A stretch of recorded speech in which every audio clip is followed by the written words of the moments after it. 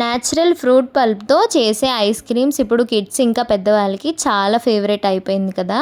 Same taste వచ్చేలాగా ఇంట్లోనే mango పల్ప్తో mango ice cream అయితే చేస్తున్నాను.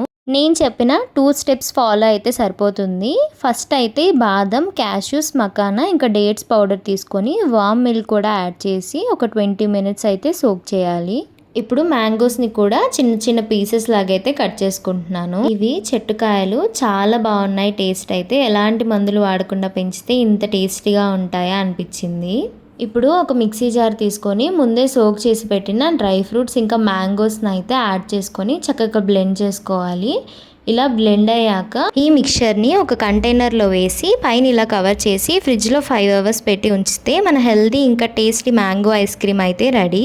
టెక్స్చర్ చూసారు కదా, చాలా క్రీమీగా బాగుంది. మీరు కూడా ఈ మ్యాంగో సీజన్ అయ్యేలోపు ఒకసారి ట్రై చేయండి, మీకు కూడా డెఫినెట్లీ నచ్చుతుంది.